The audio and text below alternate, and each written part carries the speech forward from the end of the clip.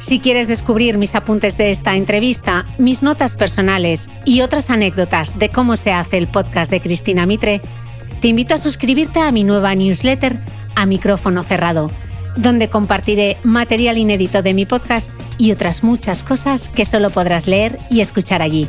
Suscríbete en www.cristinamitre.substack.com, repito, www.cristinamitre.substack.com, y todos los domingos recibirás en tu email mi newsletter A Micrófono Cerrado. Te dejaré también link directo en las notas del podcast que, como siempre, comparto en mi blog www.thebeautymail.es.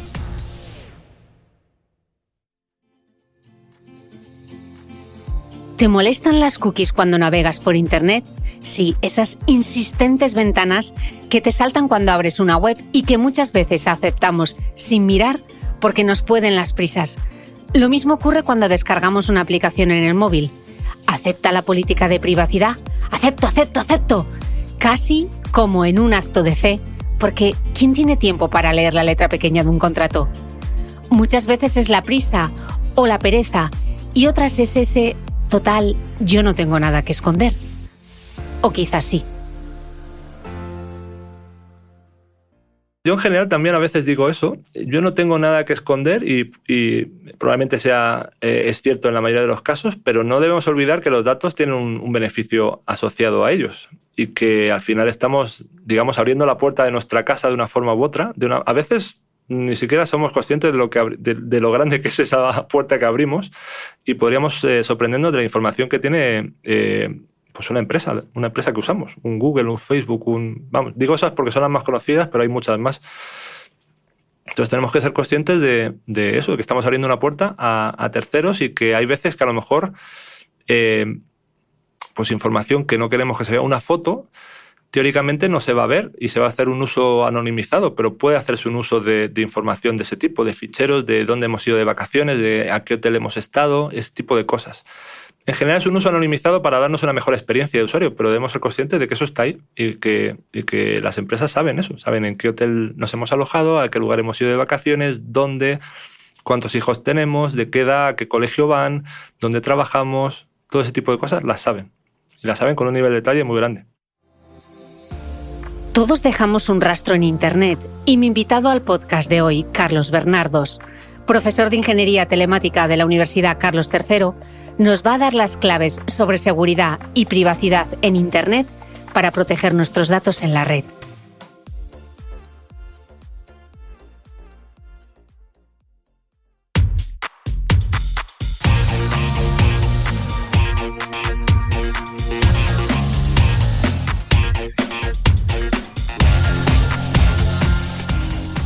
Hola, soy Cristina Mitre, periodista y autora del blog de Beauty Mail. Bienvenido a este nuevo episodio de mi podcast, un espacio semanal en el que entrevisto a grandes expertos de la salud y el bienestar para que aprendamos juntos a vivir mejor.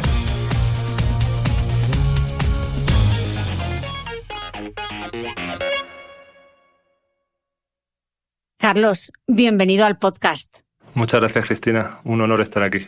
Bueno, vaya juego que nos ha dado un cable Ethernet, porque tú y yo estamos hablando porque un día saqué de repente de mi casa que estaba buscando un cable Ethernet, saqué una caja llena de cables que no sabía ni lo que eran, conté algo por internet de que era un cable Ethernet, me corregiste y me propusiste un podcast y aquí estamos.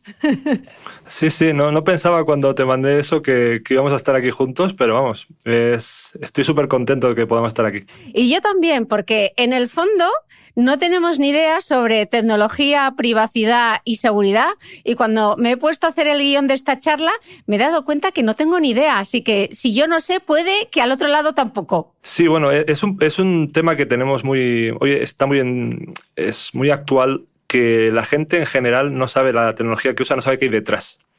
Desconoce un poco qué hace que funcione y todas las implicaciones que tiene las cosas que hacemos, porque no solo está bien entender cómo funciona cuando mando un WhatsApp o cuando subo una foto a Instagram, sino también las implicaciones que puede tener, que a veces las desconocemos y pueden suponer algún riesgo a nuestra privacidad fundamentalmente. Pues vamos a empezar, yo creo que casi por lo más básico, las famosas cookies, que cuando nos metemos nos salen esas ventanas y todos les damos, sí, aceptar, que se quite ya esto, que me quiero leer la noticia, ¿no? ¿Qué son las cookies y por qué se llaman así? Las cookies realmente es un concepto muy sencillo. Para explicarlo creo que conviene explicar un poquito cómo funciona la web, ¿vale? Cuando nos conectamos a una web, ponemos ahí una dirección en el navegador y realmente lo que estamos haciendo es conectarnos a uno o varios servidores que están en Internet. Luego quizá hablemos del concepto de la nube. Y esos servidores son los que nos envían la información. Si nos conectamos a nuestro periódicofavorito.com, pues ahí realmente descargamos las noticias. Los mecanismos que se utilizan para conectarnos a ese servidor, vamos a llamarlo así, están pensados para que escalen, para que funcionen con un montón de conexiones. Imaginemos la cantidad de gente que puede ver un periódico a diario. Y eso hace que para que eso sea eficiente, esos servidores no tengan ninguna, digamos que tengan muy poca memoria, por decirlo así. De hecho, no tienen ninguna memoria. Yo pido una noticia desde mi navegador y vuelvo a conectarme y pido otra noticia y el servidor no sabe que soy el mismo que la pidió antes. No tiene ni idea. Entonces, eso hizo que para poder tener estado, por ejemplo, cuando compramos en una tienda online, yo tengo mi carrito de la compra. Yo quiero tener ese estado cuando veo un producto, lo añado. Ese estado tengo que añadirlo de alguna forma y las cookies lo que hacen es implementar o facilitar eso y básicamente lo que es una cookie es un ficherito que nos manda el servidor que contiene, por ejemplo, a lo mejor un identificador que nos identifica y que luego nosotros le mandamos al servidor siempre. Entonces, siempre que le decimos algo al servidor le estamos diciendo, oye, no te olvides que soy fulanito. Y eso es fundamentalmente para lo que sirve una cookie. Sirve para implementar un carrito de la compra, para implementar el que la página prefiero que me salga en inglés o en español, para todo ese tipo de cosas fue el origen de las cookies. Y se llaman así un poco de un concepto informático que eran las Magic Cookies, que era para comunicar aplicaciones entre sí en un ordenador. Y las Magic Cookies se dice que vienen de las galletas de la fortuna, porque tienen un mensaje dentro. Entonces son galletas con un mensaje y de ahí viene el nombre de cookies que se utiliza hoy en día para las cookies que estamos tan acostumbrados a usar. Qué curioso. ¿Y dónde se guardan estas cookies? Se guardan en nuestro ordenador o en nuestro móvil, en el disco duro, por decirlo así. Y se guardan asociados al navegador o a la aplicación que las use. Es decir, si yo abro con un navegador una página web y acepto las cookies y luego abro esa misma página web con otro ordenador o con otro navegador o con otro ordenador, las cookies no estarán ahí. Entonces se almacenan en nuestro navegador asociado a nuestro perfil de usuario. Ok. ¿Y son inocuas o tienen algún efecto en mis dispositivos? Son totalmente inocuas. Por sí las cookies son un fichero de texto que podríamos abrir con el Word, por decirlo así. Y contienen, pues, un ejemplo es un identificador que nos asocie una página para saber quiénes somos. Entonces no tiene ningún peligro. Otra cosa es que luego el uso que se puede hacer de las cookies pueda llevar a mostrar nuestros patrones, qué hacemos, dónde estamos, pero las cookies en sí son totalmente inocuas. Y podrían llegar, vale, son inocuas, pero podrían llegar entonces a ser peligrosas o maliciosas si no se hace un buen uso de ellas. Podría llegar por ejemplo, a contar qué hacemos y dónde estamos. Las cookies al final son como unas miguitas de pan. Pueden también ser unas miguitas, dejan rastro. Todo lo que hacemos en realidad en Internet, en el mundo digital, deja un rastro de un tipo u otro. Y las cookies es un ejemplo de rastro muy claro. Y por eso, con la nueva legislación se nos pide permiso. Entonces, el uso de las cookies puede hacer, por ejemplo, que sepamos que yo, Carlos, pues a lo mejor hoy me he conectado a la web y he visto un vídeo en YouTube. Y luego a lo mejor más tarde estoy viendo en una página de un comercio por Internet un determinado tipo de producto. Y que luego a lo mejor estoy conectado en otro lugar. Entonces, ese tipo de exposición puede ser peligrosa en el sentido de que estamos mostrando nuestra vida a terceros de los cuales muchas veces ni siquiera somos conscientes de quiénes son o para qué pueden estar usando esa información. Desde ese punto de vista, son peligrosas, pero no es el hecho de la cookie como concepto tecnológico. La cookie realmente es totalmente inocua. Es un fichero que se almacena, nos lo manda al servidor y se lo mandamos de vuelta. Nos lo manda, se lo mandamos de vuelta. De hecho, mandamos varias, no es una cookie, mandamos muchas cookies, porque además hay varios tipos de cookies. Las que he mencionado son las esenciales, las que necesitamos para que funcione nuestra aplicación, nuestro navegador y haga lo que debe hacer, pues comprar o ver una noticia o ver el correo. Pero hay otro tipo de cookies que son las que se utilizan para mejorar o ayudar a mejorar el rendimiento de una aplicación. Esas también son inocuas en general. Y luego están las que potencialmente pueden no serlo, que son las que se utilizan para hacer publicidad focalizada, que se llama. ¿vale? Que es intentar un poco averiguar qué hacemos, usar nuestros datos. O sea, que esa puede ser la razón de que a veces digas, yo esto no se lo había contado a nadie y de repente me ha aparecido la publicidad de esos zapatos que había hablado con mi amiga X. Exacto, porque lo que ocurre, y es una cosa curiosa, yo cuando me conecto a una página web, dices, me estoy conectando a la página de este servidor. ¿Cómo es posible que pues, una red social se entere de lo que estoy haciendo o otro tipo de web se entere de lo que he hecho? Muchas veces en esas webs que nos conectamos hay un botoncito de me gusta de la red social o incluso hay píxeles, imágenes en blanco que no vemos, pero que están conectadas en otro servidor. Otro servidor que nos manda una cookie. Por ejemplo, una red social nos manda una cookie y luego nosotros cuando nos conectamos a la red social se la mandamos de vuelta. ¿Y eso qué ocasiona? Que la red social sepa que, o el tercero sepa que estamos viendo esos zapatos o estamos viendo una tele que me quiero comprar y luego nos conectamos al periódico y nos aparecen anuncios de teles por los lados. Y dices, ¿cómo es posible? Pues porque la publicidad que contrató el periódico es una empresa que tiene cookies nuestras y que sabe lo que hemos estado haciendo. A pesar de que no se lo hemos dicho a nadie y mucho menos a empresa. Bueno, realmente sí se lo hemos dicho, pero no somos conscientes de que se lo hemos dicho. Entonces, qué importante es cuando nos sale ese mensaje, ¿qué hacemos? ¿Le damos a aprobar a todas rápidamente porque queremos leer esa noticia? ¿Es mejor que nos paremos a leer? ¿Qué nos recomendarías? Bueno, yo creo que al final es un poco una decisión de cada uno de nosotros. Las cookies, incluso las de publicidad o las de focalizadas de anuncios, no son malas per se. Sirven para darnos una experiencia más rica de esto es lo que nos interesa y me lo ofrece. Si eso no nos importa, pues le podemos dar a que sí. Si nos preocupa un poco que sepan qué estamos haciendo o que aparezcan cosas en los laterales, a lo mejor hay determinados momentos que a mí me podría haber pasado que estoy mostrando un navegador en clase. ¿Y por qué tienen que salir de los laterales? A lo mejor que he estado mirando una cámara de fotos de un modelo antes de... ¿Por qué? No quiero mostrar eso a lo mejor. En ese caso conviene que sí que miremos y que solo demos a las esenciales, típicamente. Las esenciales, de hecho, las técnicas esenciales, el nombre cambia, no se pueden decir que no, porque son fundamentales para que funcione. Otra opción es navegar en modo incógnito, que eso hace que al final pues, las cookies se borren. Porque las cookies en general hay dos tipos, unas que se llaman persistentes, que no se borran aunque pueden tener una fecha de caducidad, y las cookies que solo tienen tiempo de vida mientras que estamos conectados a la web y luego se borran. Pero la mayoría suelen ser persistentes. Si utilizamos navegación en modo incógnito, se borran solas. Cuando cierro la pestaña, se borraron. Entonces es como que empiezo de cero. Soy un usuario nuevo, desconocido, cada vez que me conecto. ¿Y cómo es eso de navegar en incógnito? Pues en incógnito simplemente lo que hace el navegador es abrir una web en un espacio, digamos, de memoria asociado a un usuario en blanco, un usuario nuevo totalmente. Entonces lo que va a ocurrir es que vamos a recibir cookies, sí, pero esa cookie me va a asociarme una identidad a mí durante el tiempo que estoy conectado a ese modo incógnito. Si luego me conecto de nuevo, con mi perfil normal o incógnito, volveré a empezar o de nuevo si estoy en incógnito o con mi perfil normal. De forma tal que lo que hice antes se olvidó, se borró. Claro, no tiene más tiempo de vida que ese. Lo que pasa es que si lo haces en incógnito, por ejemplo, si estás haciendo compras o lo que sea, es un rollo porque tienes que volver a meter todos tus datos, ¿no? Exacto, porque... Uno de los fines fundamentales de las cookies es, por ejemplo, no tener que meter las credenciales cada vez que entro en una tienda.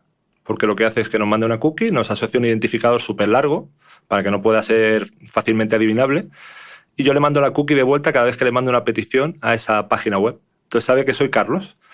Si me conecto en modo incógnito no sabe quién soy porque no tiene ningún identificador, no tiene ninguna cookie en el navegador. Entonces el servidor, la aplicación, la web me va a mandar una cookie, me va a asociar una identidad cuando me haya registrado con mis credenciales. Si salgo, obviamente la tengo que meter otra vez. Y para navegar como incógnito lo tienes que hacer en los settings de tu ordenador, en los settings del navegador. Es que como no lo he hecho nunca, no sé cómo se hace.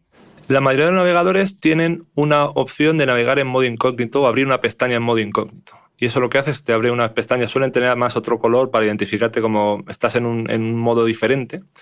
Y eso lo que hace es borrar todas las cookies, partir de cero, y una vez que cierres esa pestaña se van a borrar de nuevo. Nosotros también podemos borrar las cookies en nuestro navegador. Es decir, todos tienen un menú en el que llegas, exploras por ahí y puedes borrar selectivamente qué cookies o borrar todas. Eso normalmente no es sencillo, pero es algo que a veces tenemos que hacer. De hecho, hay veces que alguna web que usamos normalmente con todas las cookies aceptadas no funciona bien porque ha habido algún problema con las cookies. Y no queda otro remedio que decirle al navegador, olvida las cookies y empezamos de nuevo porque esto no funciona. Me dice que no me puedo conectar a la sesión, algún tipo de error de ese tipo. Hablabas antes de la regulación, Carlos. ¿Sirve de algo esta regulación? O sea, ¿es muy estricta? ¿Se está cumpliendo? ¿Qué se quería evitar con ella? La regulación que viene del Reglamento General de Protección de Datos, al final lo que intenta es evitar que cualquier dato asociado a nosotros pueda ser transmitido sin nuestro consentimiento o nuestro conocimiento. Entonces, antes las cookies, antes de que ahora nos sale el menucito ese de aceptar y decimos, anda, esto de las cookies es nuevo, ¿no? Las cookies llevan existiendo muchos años, de hecho desde el 94 creo que se inventaron, pero no éramos conscientes. Lo que pasa es que con esta legislación o regulación lo que se ha hecho es, oye, tienes que ser consciente de que estas cookies pueden asociar cierta información tuya, individual, y debes saberlo, las puedes aceptar o no. Entonces, en ese sentido sí ha ayudado. Lo que pasa es que yo creo que queda una patita más, que es que la gente sea consciente de lo que hay detrás de las cookies, porque la mayoría lo ven y dicen, qué incordio esto de tener que darle a aceptar todo, ¿por qué me pregunta esto? O a veces, sobre todo en gente mayor, genera el efecto contrario, que es, aquí no entro porque parece que esto es un peligro, hay aquí algo raro, me está preguntando y si me pregunta es porque hay algún peligro detrás. Yo creo que la regulación está muy bien, pero falta un poquito la componente de formar a la gente, de saber qué hay detrás de las cookies, para que tome una decisión informada. Ahora la mayoría de la gente a lo mejor no toma una decisión informada, simplemente dice que sí porque tengo prisa en verlo o que no porque me da miedo. ¿Qué implica esto? Claro, porque de momento te están targetizando publicidad, pero puede llegar un momento que te targeticen desinformación, por ejemplo. Exacto, ¿no? Exacto. O sea, que implica... O sea, bueno, a mí que me aparezcan unos zapatos de una marca que me gusta, o si estaba buscando un riego automático y me meto luego en un periódico y me salen publicidades de riego automático, vale, pero si han podido ver que yo en Facebook igual me estoy metiendo en foros antivacunas, etcétera, y luego lo único que me va a mostrar no es buena información o información contrastada, eso ya puede ser más peligroso, ¿no? Sí, exacto. Al final lo que hacen las cookies, que no son la única herramienta para hacer esto, es tener información sobre nuestros hábitos, nuestros gustos, nuestros intereses, a qué hora vemos las cosas, qué tipo de cosas. Y eso puede usarse perfectamente para desinformarnos. Por decir, este perfil de persona a lo mejor es más influible porque está mirando este tipo de páginas, entonces tengo un perfil en el que le puedo intentar tratar de introducirle una cierta ideología o pensamiento que interesa en este momento. Entonces, todo eso está abierto efectivamente por un potencial mal uso de las cookies y de otras herramientas que existen a día de hoy. O sea que lo ideal sería darle solo a aceptar aquellas que nos facilitan la navegación, ¿no? Sí, aquellas que nos facilitan la navegación o, bueno, al final los navegadores nos permiten llegar a un detalle de incluso elegir, cuando le damos al menú ese de configurar cookies que aceptamos, aparte de las categorías esenciales o no, suelen venir las de terceros, las que son cookies que establece alguien que no es la página web que visitamos. Si estoy visitando la página del periódico, lo que decía, una red social que a lo mejor ha puesto el botón de me gusta, o incluso otras cosas de terceros que utiliza el periódico para obtener fondos adicionales a través de vender ese uso de nuestros datos. Ahí podemos elegir a quién le damos acceso y a quién no. Entonces, a lo mejor sí queremos darle acceso a nuestro comercio favorito para que sepa lo que nos interesa, pero no queremos dárselo a una cantidad de nombres desconocidos que no sabemos qué hay detrás de ese interés. ¿Vale? Entonces, lo que es importante es saber qué hay detrás y tomar la decisión informada. Yo, por ejemplo, en general, la mayoría de las veces le doy a aceptar porque no tengo un mayor problema, pero en determinados entornos o determinadas páginas sí que le doy a modo incógnito para evitar cualquier tipo de problema, porque a veces me supone un poco de spam, ¿no? Estás en algunas páginas y ves demasiada publicidad. Demasiada publicidad que a lo mejor en ese momento no te interesa porque no estás centrado en otra actividad y no quieres estar viendo ahí lo que estuviste mirando o que querías comprar hace una hora. Total. Qué interesante, la verdad, el mundo de la cookie. Tengo otro mundo interesante también, que es el de la nube. ¿Qué es eso que llamamos la nube y que todo el mundo nos recuerda cuando se nos ha roto el ordenador y no lo teníamos todo en la nube o hemos perdido el teléfono móvil? Bueno, pero lo tendrás todo en la nube. ¿Qué es eso de la nube? La nube, que además el nombre se supone que viene del concepto de que antes se usaba, bueno, se sigue usando, en diagramas de ordenadores, de redes, se suele poner una nube para como meter ahí todo en ese cajón desastre, ¿no? Internet es una nube.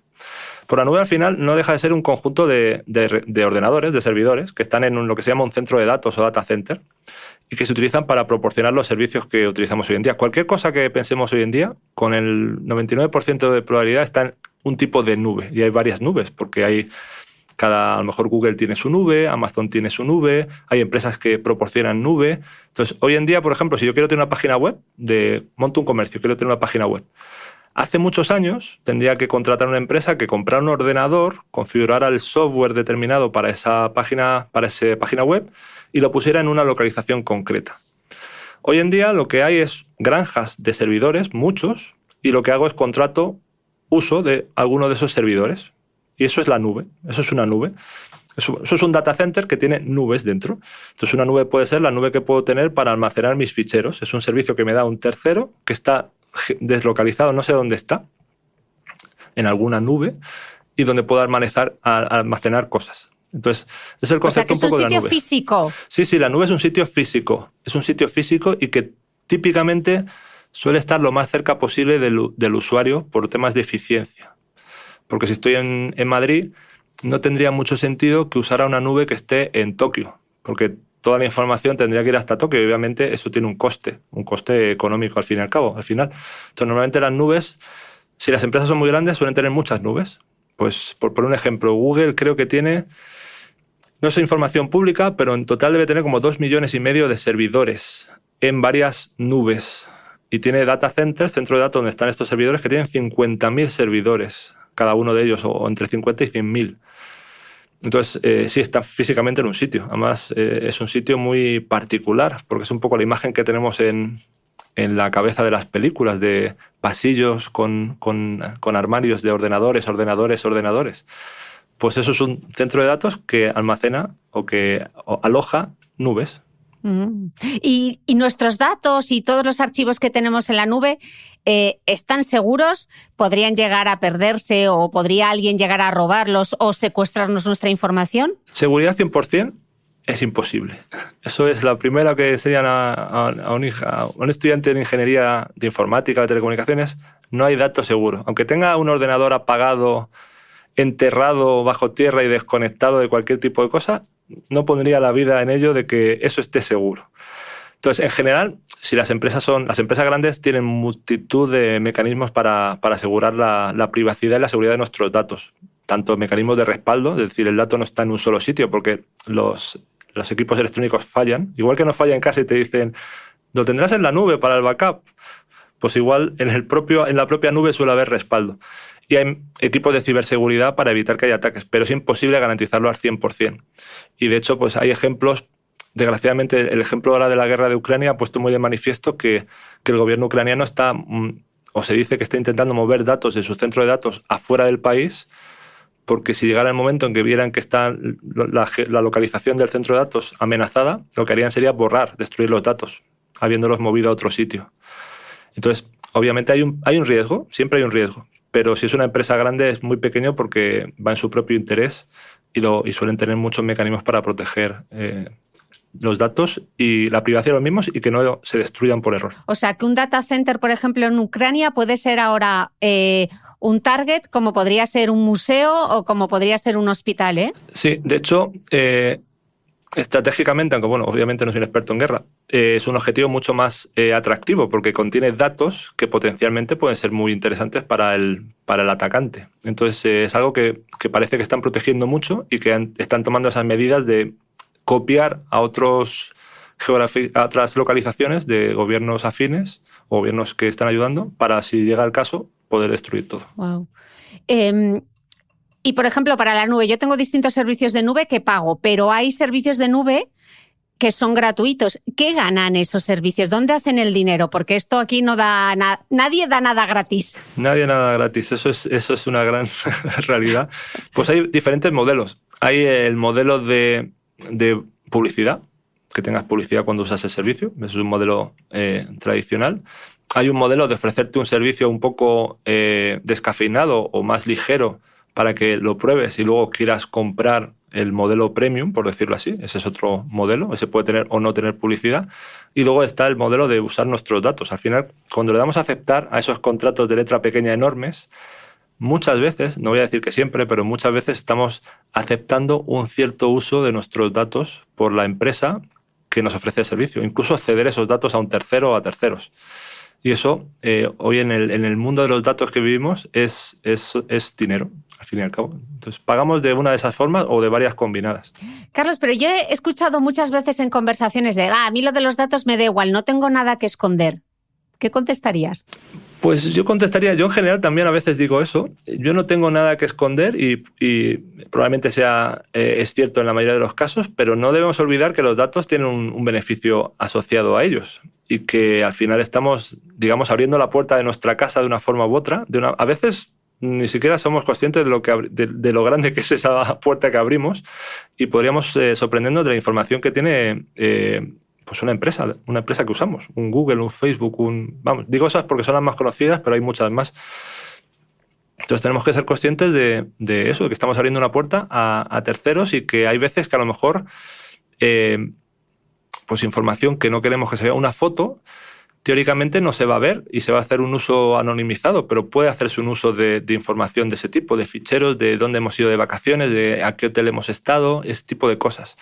En general es un uso anonimizado para darnos una mejor experiencia de usuario, pero debemos ser conscientes de que eso está ahí y que las empresas saben eso, saben en qué hotel nos hemos alojado, a qué lugar hemos ido de vacaciones, dónde, cuántos hijos tenemos, de qué edad, a qué colegio van, dónde trabajamos, todo ese tipo de cosas las saben.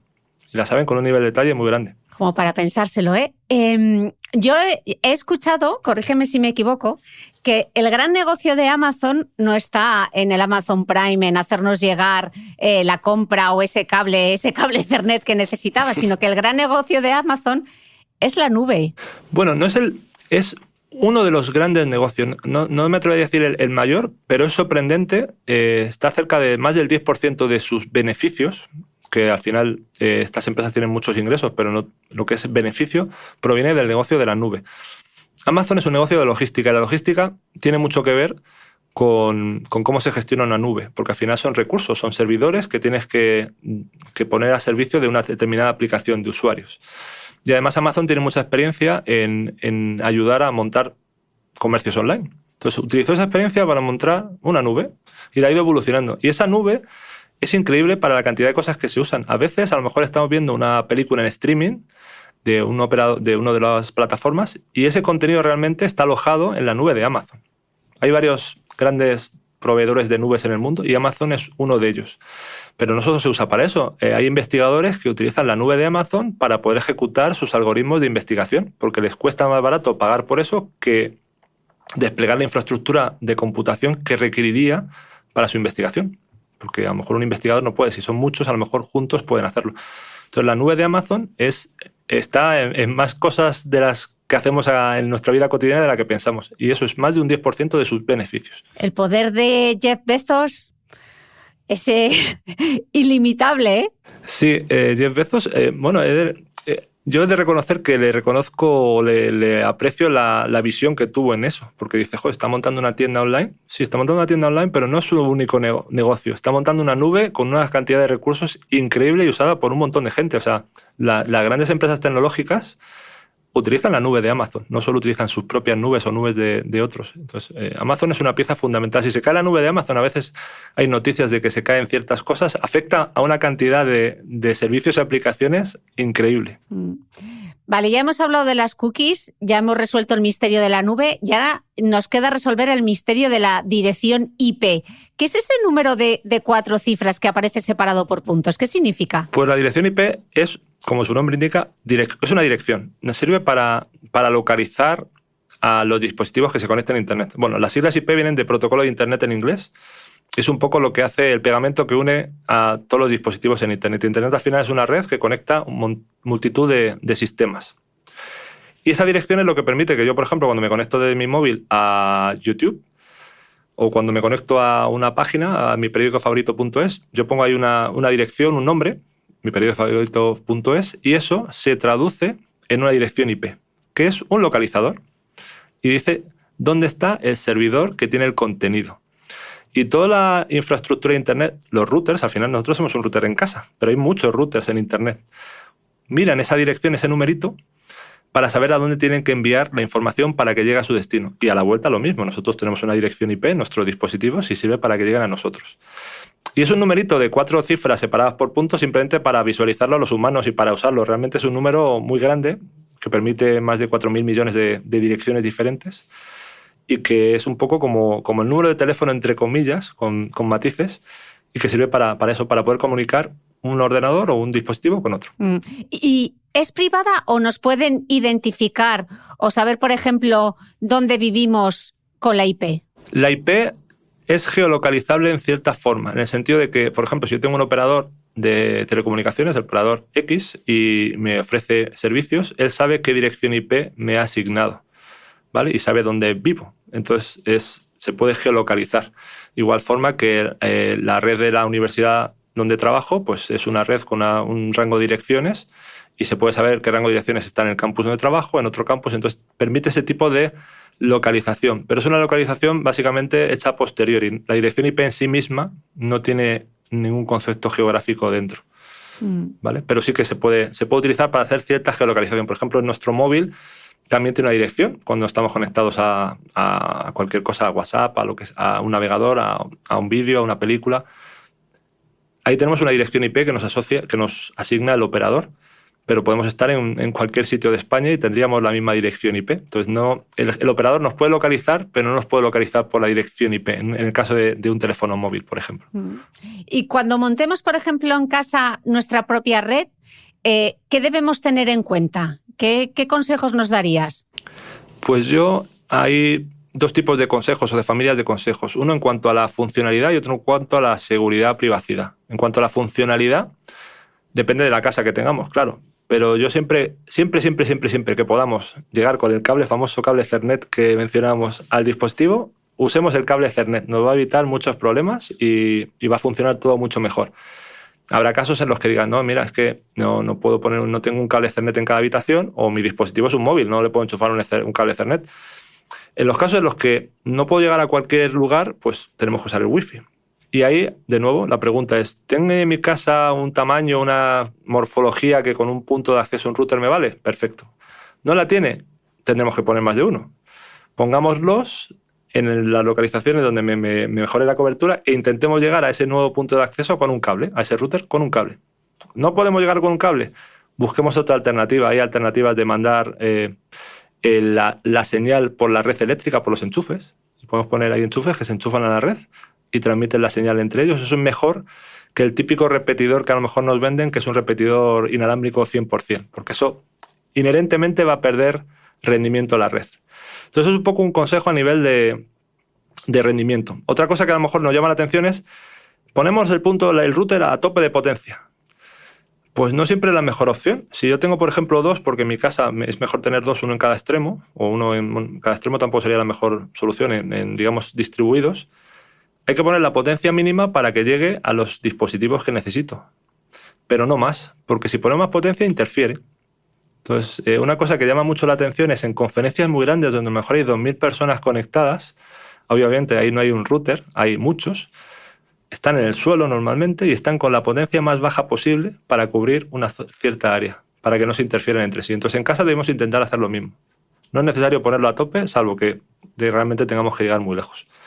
Y luego está la parte de la seguridad. Pues en la seguridad intentemos no poner un nombre de red que digamos, muestre información personal. Pues nuestro nombre, pues a lo mejor no es la mejor solución. Poner que mi red se llame Carlos, Cristina no Mitre. Sea Cristina Mitre, quizás es como que, pues ya sé que Cristina Mitre está por aquí, o puede estar. La contraseña de seguridad, cambiarla, no ponerla por defecto. La contraseña del router, cambiarla. Porque es increíble la cantidad. Yo tengo un defectillo o un vicio que es cuando me conecto a una red pública o una red de alguien, intento ver si me puedo conectar al router con las credenciales por defecto, la típica contraseña admin 1234. Es impresionante la cantidad de gente que tiene eso como estaba. Entonces es fácil poder cambiar la configuración de manera malintencionada o una broma. Es decir, conviene cambiar esas contraseñas. Eso es como lo mínimo. Que me he perdido una cosa. O sea, lo típico que tú vas a casa de alguien y le dices, ¿me dejas conectarme a tu wifi? Tú dices, ¿me dejas conectarme a tu router? Yo no lo digo. Me dejan conectarme a su wifi y me conecto a la wifi y luego, como los routers suelen tener siempre la misma dirección IP que mencionábamos antes, suelen tener la misma, y ahora si quieres comentamos el por qué tiene la misma, yo me conecto ahí, te suele aparecer en el navegador la típica interfaz de configuración y te pide un usuario y una contraseña. Y la mayoría de los routers ha ido cambiando con el tiempo, pero muchos tienen un usuario y contraseña por defecto. Pues admin, por ejemplo. O admin y la contraseña 1234.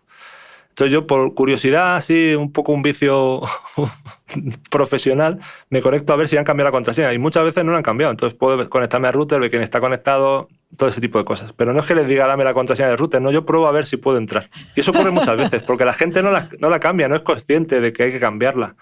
Porque puede pasar eso. Imaginemos que alguien de nuestro vecindario nos rompe la contraseña de la Wi-Fi. Ya es un problema, pero si encima puede cambiarnos la configuración del router, pues un problema mayor, porque podría incluso configurar la red para que le ofreciera mejor calidad a él que a nosotros.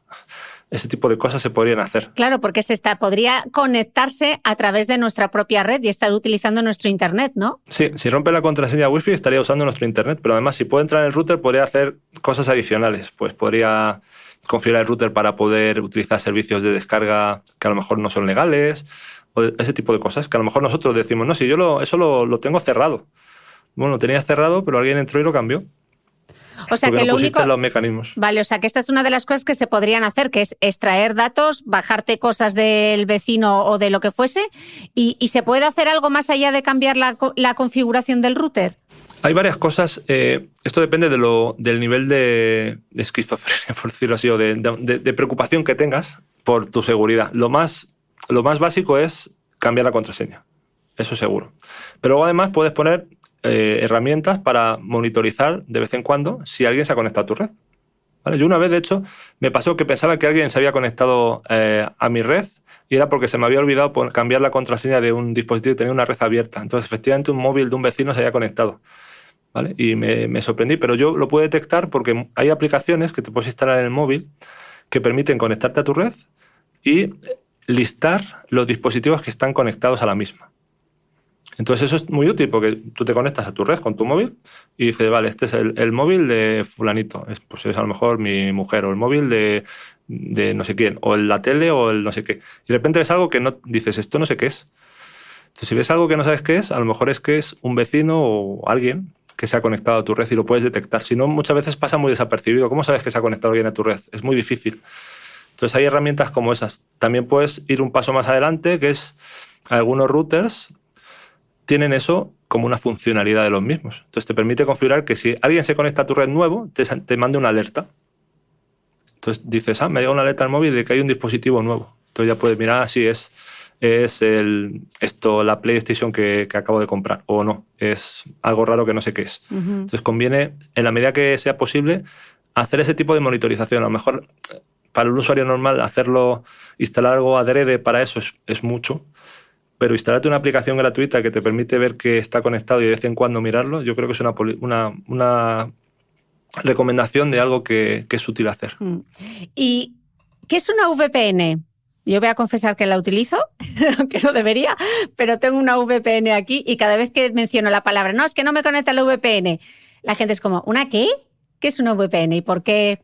Si es recomendable o no utilizarlas para proteger nuestra privacidad. Pues una VPN, bueno, las siglas vienen de red privada virtual y al final es una manera de, por decirlo así, tirar como un cable lógico, un cable imaginario a una red a la que nos queremos conectar directamente atravesando Internet. Entonces esto se usa mucho, se empezó a usar, ahora se usa para muchas cosas, se empezó a usar para, por ejemplo, en empresas hay determinados servicios a los que no puedes acceder si no estás en la red de la empresa, por seguridad. Entonces, antes de que llegara todo esto del teletrabajo pandémico, había gente que teletrabajaba o se conectaba remotamente. Entonces decían, no, yo no puedo cambiar la política de seguridad de que a este servicio, al correo, al email, hay empresas que el email no puedes verlo si no estás en la red de la empresa. Entonces, ¿qué se hizo? Se hizo la solución del VPN, que es, se establece una comunicación con un servidor en la empresa que te conecta directamente a la red. Y entre ese servidor y donde estás, que es Internet, está cifrado. ¿Vale? Entonces, desde el punto de vista del dispositivo, es como si estuvieras en la red a la que te conectas, atravesando todo el camino cifrado. Entonces, eso nos permite conectarnos pues en el teletrabajo, mucha gente hemos tenido que usarlo para conectarnos a determinados servicios, pero no solo para eso. Las VPN se utilizan también, por ejemplo, para en ciertas plataformas de contenido, hay contenido que depende del país donde estás. Películas. Entonces, hay empresas que tienen servicios de VPN para decir, no es que yo quiero ver la película que está en el catálogo de Estados Unidos. Me conecto a la VPN y digo, conectarme a un servidor de Estados Unidos. Y entonces la plataforma piensa que estoy en Estados Unidos, porque ve una dirección IP, ese numerito lo ve de Estados Unidos. O aplicaciones móviles. Aplicaciones móviles, sí. Entonces, podemos saltarnos, en cierta medida, limitaciones geográficas con la VPN. Otro uso de la VPN es el de intentar aumentar nuestra privacidad. Estoy en una red pública, en una cafetería. Pues obviamente hay muchos mecanismos que pueden hacer para digamos, proteger mi información, pero uno de ellos, muy útil, es una VPN. Pues a lo mejor me instalo una VPN en casa o contrato un servicio VPN, no hace falta tenerlo en casa, a lo mejor es un poco más de gente más cercana o que le guste la tecnología, y me conecto a la VPN. Entonces sé que desde mi dispositivo hasta ese servidor va a estar cifrado, nadie va a poder ver lo que hay dentro. Yo, si a alguien le sirve, yo tengo VPN en mi móvil y cuando me conecto a una red pública de cualquier sitio, al Wi-Fi, lo hago desde la VPN, por si acaso. Pues es una cosa es una práctica muy recomendable, porque al final, incluso aunque la información que transmites está cifrada normalmente, porque usamos cuando estamos en el navegador el HTTPS, por ejemplo, que tiene la seguridad, pero al final pueden ver a qué nos conectamos, porque de nuevo las direcciones IP, esos numeritos, pueden ver cuál es la dirección IP destino, entonces pueden decir, pues está conectada a no sé qué, al banco no sé qué, entonces a lo mejor puede intentar acercarse y mirar tu usuario y contraseña. Bueno, hay un montón de ingeniería social de la seguridad que cuantas menos puertas te dejemos abiertas, mejor. Vale, vamos a llegar ya en el entorno de nuestro hogar.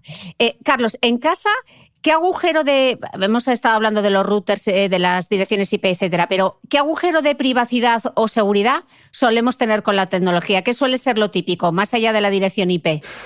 En cuanto a seguridad, está la Wi-Fi, lo que hemos dicho, proteger la Wi-Fi. Luego hay una cosa que a lo mejor no somos conscientes, que es hay una cantidad creciente de dispositivos que compramos. Una cámara, un vigilabebé, una cámara de seguridad. Hay incluso dispositivos que te permiten tener un mando a distancia para la tele, el aire acondicionado, conectado a internet, que lo manejas con el móvil, que es un emisor infrarrojo. Hay un montón de dispositivos que podemos comprar hoy en día, que son súper baratos en general y que tienen un problemilla, que es que como son tan baratos, normalmente el fabricante descuida un poco la actualización de la seguridad. Además son dispositivos muy limitados, tienen muy pocos recursos, entonces es difícil actualizarlos. Entonces eso puede ser un potencial agujero de seguridad, porque aunque yo tenga mi red de he cambiado la contraseña, tengo todo cerrado, no sé qué, si yo tengo un dispositivo dentro que se puede conectar hacia afuera, se puede convertir en una puerta de entrada a mi red para un potencial atacante.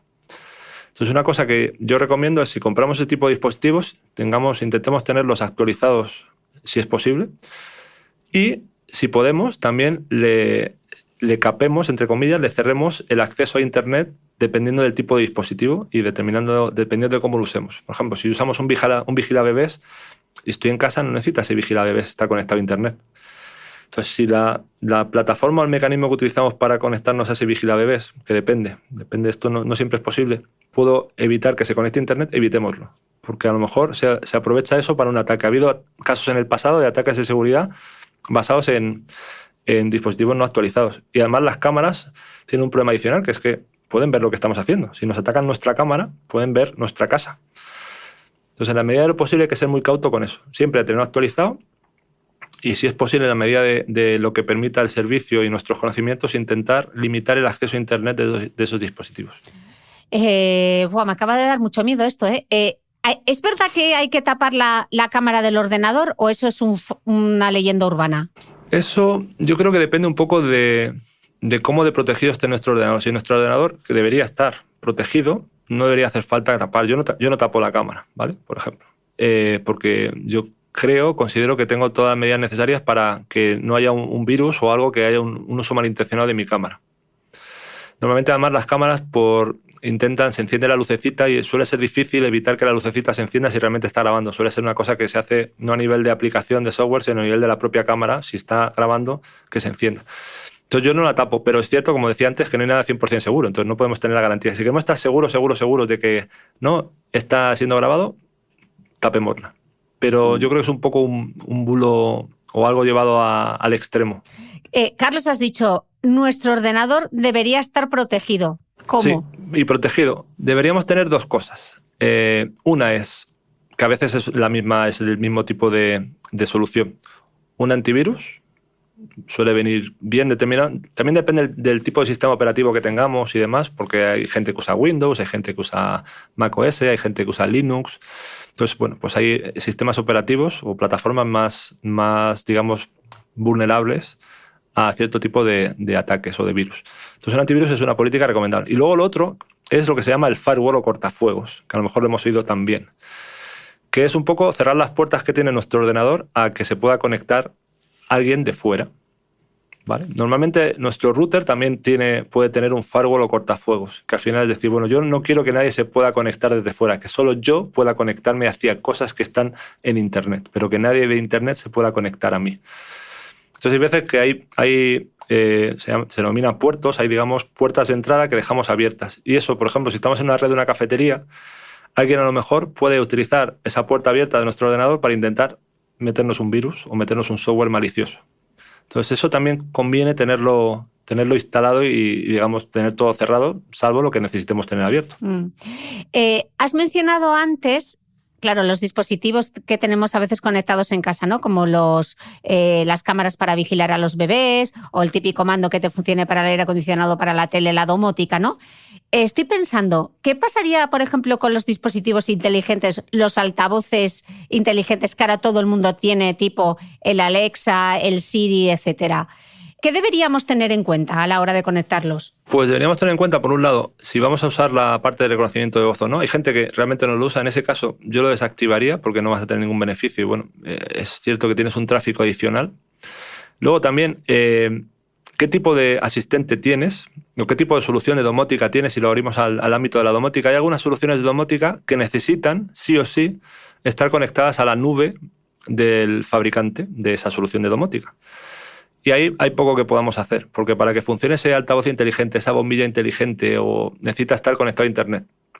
Pero hay otras que pueden funcionar sin conexión a Internet. Esas son las que yo realmente creo que son las más útiles, porque aunque tienen su propia nube y su aplicación y demás, digamos la del fabricante concreto de la cámara o de la bombilla o de lo que sea, también podemos utilizarlas con la plataforma domótica. Bueno, realmente hay 3 plataformas domóticas grandes, la de Google, la de Amazon y la de Apple. La de Apple, por ejemplo, puedes tener la solución del HomeKit, que se llama, sin tener que tener eso conectado a Internet. Entonces yo puedo tener una cámara conectada a mi sistema HomeKit y puedo ver lo que ocurre desde casa sin que esa cámara acceda a Internet. Es decir, sin que nadie pueda ver lo que ocurre. Entonces yo, por ejemplo, mis cámaras no se pueden ver desde fuera. Solo puedo verlas utilizando la solución de Apple. Digamos, me fío de Apple, pero evito tener que fiarme de Apple y del fabricante de la cámara, del fabricante de la bombilla, del fabricante de cualquier dispositivo domótico que tenga en casa.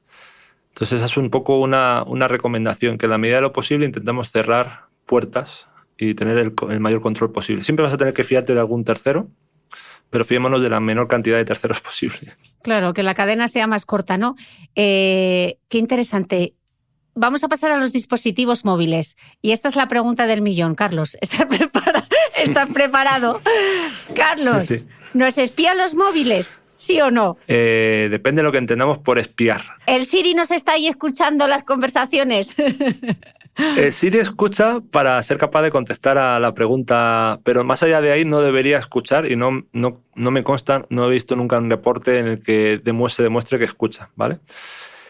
Lo que sí que en las aplicaciones es lo que hemos visto antes. Ahí nos trazan lo que hacemos en base a las cookies y otras cosas. Entonces, ¿eso es espionaje? Bueno, tienen información de lo que hacemos.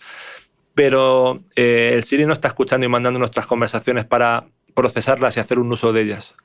Las puede enviar a lo mejor y con nuestro permiso para mejorar el servicio de reconocimiento de voz, pero no para decir, Cristina ha dicho que le gustan estos zapatos y se los voy a anunciar. Eso no debería ocurrir y no me consta que ocurra. Como siempre, nunca se puede dar un 100% de garantías en nada, pero no me consta que eso ocurra.